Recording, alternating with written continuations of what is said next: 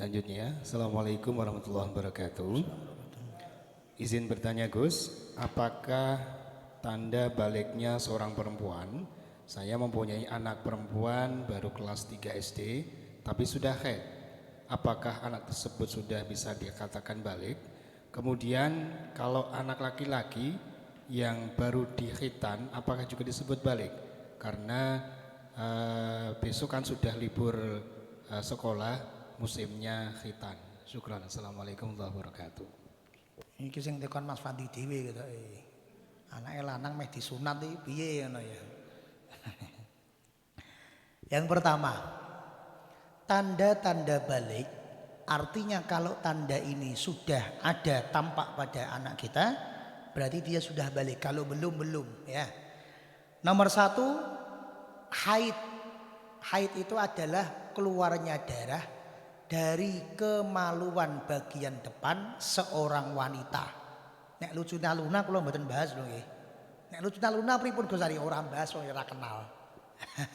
Tapi nek betul-betul perempuan keluar darah dari lubang kemaluan bagian depan bukan sebab melahirkan.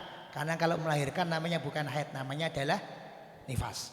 Dan minimalnya haid adalah 24 jam dalam jangka waktu 15 hari, maka itulah definisi haid. Definisi haid. Dan seorang wanita dikatakan haid itu minimal usianya adalah 9 tahun kurang 16 hari hitungan hijriyah. Sehingga masing-masing dari kita kedah perso ulang tahunnya cara hijriyah niku tanggal pinten. Jenengan piro Mbak Samai ulang tahunnya? Lali, wong masa ini piro ya lali kok ora nek sing ngeki kado soalé.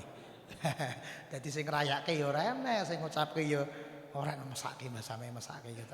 Ora enek sing ulang tahun gitu. Jadi sing diimut-imut jangan cuman masainya. Sing hijriyah juga dipun imut-imut karena banyak hukum itu semua hitungannya adalah menggunakan hitungan hijriyah. Ngoten nggih? Berarti menawi kelas 3 SD menika yuswa pinten berarti?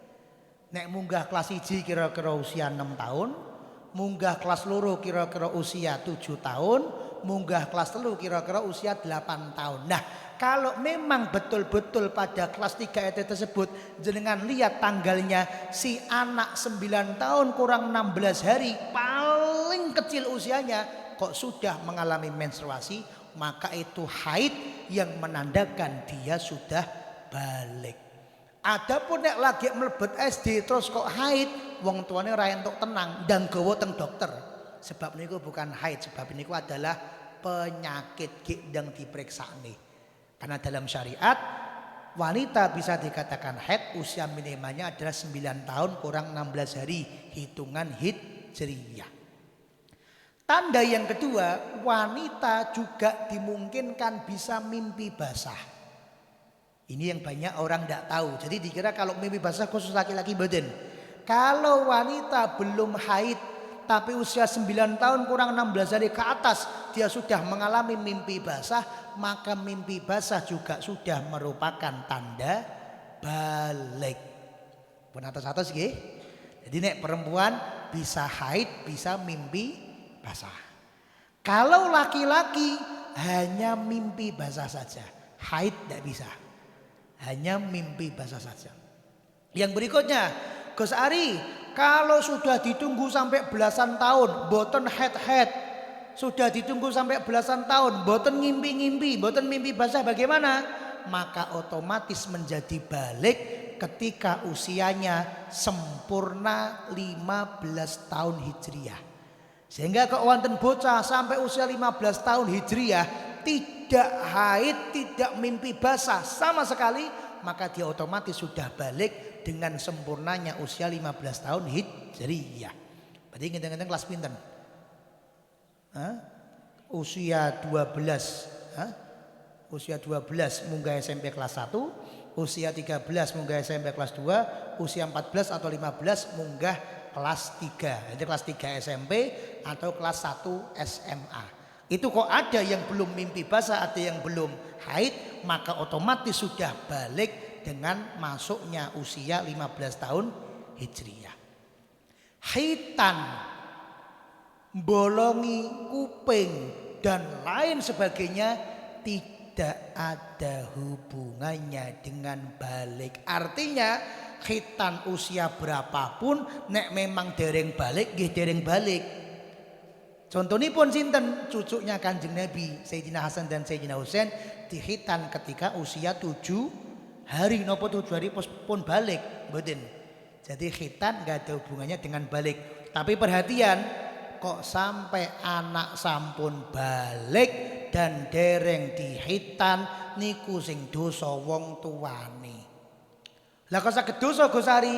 Karena kalau ada anak yang belum khitan niku nyun pangapunten, di bagian ujung penisnya, di bagian ujung tititnya, di bagian ujung kemaluannya itu masih tersisa najis, masih tersisa air kencing yang tidak mungkin akan bisa bersih terkecuali jika dikhitan. Dan itu termasuk bagian dari luar tubuh. Artinya nek najis ya tetap najis, benten dengan kotoran yang ada di perut. Weteng kula niku lak kebak telek ta asline, Pak. Ya weteng awak dine aslinya kan kebak kotoran, tapi dihukumi najis enggak, karena di dalam tubuh. Nah, di bagian luar penis itu sudah dihitung sebagai luar. Walaupun masih tertutup dengan ujung kulitnya, maka itu wajib dipotong agar bisa istinja dengan sempurna. Berarti artinya kalau anak sudah balik dan dia belum khitan, dia sudah wajib sholat. Umpama dia sholat, sholatnya dihitung sah napa mboten? Enggak sah karena masih membawa najis di ujung kemaluannya. Maka pun atos-atos sunat ora usah ngenteni munggah SMP. Pemeneh engko ngenteni kuliah Gusari, selak alot. Terus selak diisin-isin karo kancane.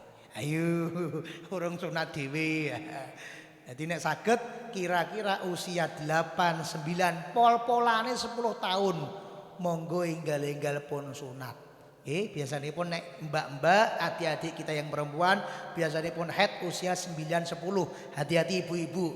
Berarti sudah mulai wajib melatih sholat, wajib melatih poso, dan yang agak sulit wajib melatih nutup aurat. Nah yo yang perempuan.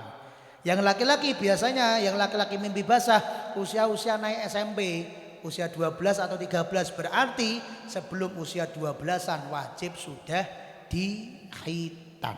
Jadi khitan gak ada hubungannya dengan balik apa tidak, tapi nek sudah balik belum dikhitan niku wong tuwane sing dosa karena menyebabkan sholatnya tidak sah. Gusari, bagaimana kalau ada orang non muslim terus kemudian usia swidak tahun nembe masuk Islam, nggih tetap disunat saudara-saudara. Nggih, walaupun usia swidak tahun tetap di. Lagi sing disunat apa nih Gusari? Yes, pokoknya sak eneke. Eneke niku nggih, niku sing disunat, ngoten mawon nggih. Lah usia swidak tahun apa? Ajeng disunat apa nih? Nggih, sak eneke, ngoten mawon.